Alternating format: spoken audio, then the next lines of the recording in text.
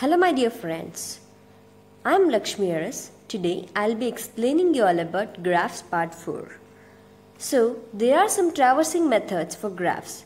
One by one I will be explaining them. The first one is depth first search, which is also called as DFS.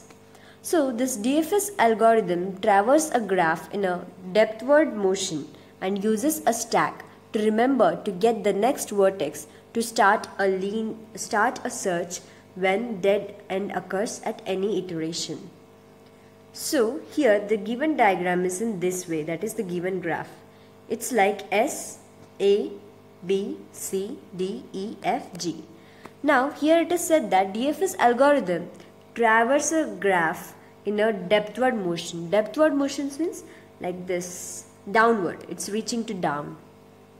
So now here the thing is, the first it goes to S to A, then A to D, then D to G. Now it has reached the depthward motion, so it will be going from G to E, E to B.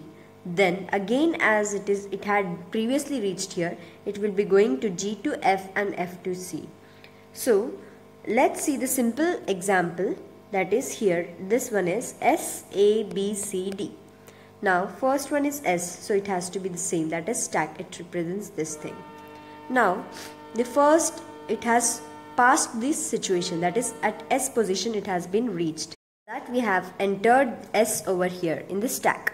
Now next, after S it is reaching to A. So S is been written and then A is written.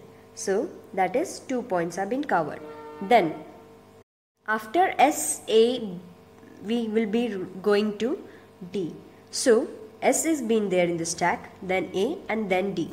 Now later, as S, A, B, S, A, D, all three are covered. Next it has reached to the downward position, so it will be going up. So the up position will be B. So B is been written over here. Now again it has to move on to the next way. So what we'll be doing is, we'll be removing this path and then again we'll be going to the downward path, and that's it, all about this position.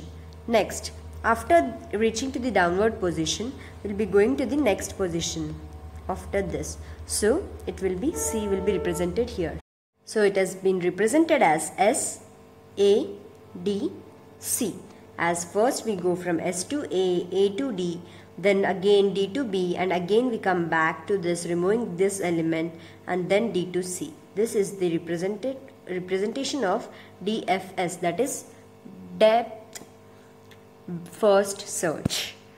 So next traversing method is breadth first search. So BFS algorithm traverses a graph in a breadthward motion and uses a queue to remember to get the next vertex to start a search when a dead end occurs in any iteration. What happens in this is, now suppose this is the given diagram, then from S to A it goes to A to D, then D to G. Now again it starts from first, S to B, B to E and E to G. Then again S to C, S to F. So this is nothing but BFS, that is breadth first search. So now here is the basic simple example S, A, B, C, D. So first it will be entering S. After this A is being entered, so A will be in the queue manner. Then after A it will go to B, so B is written. After B it will go to C, so C is written over here. Then after all these three it has to go for D. So what it does is, it will cancel this and it will directly go to D. So DCB will be the sequence for this. So there is a difference between BFS and DFS. BFS starts traversal from the root node and then explore the search in the level by level manner, that is as close as possible from the root node. DFS starts traversal from the root node and explore the search as far as possible from the root node, that is depthwise. Can be done with the help of queue, can be done with the help of stack. So you would have observed in the example that for BFS we were using the queue implementation, and for DFS we were using the stack implementation. So this is the another advantage of queue and stack. This BFS is lower than DFS, and this BFS is faster. This DFS is faster than BFS. Applications of BFS are to find the shortest path. In spanning trees also they are used, and in connectivity BFS can be used. And the applications of DFS are useful in cycle detection, useful in connectivity testing, and finding the spanning trees.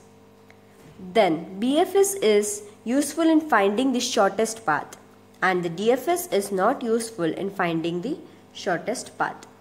Then this BFS can be used to find the shortest distance between same starting node and the remaining nodes of the graph.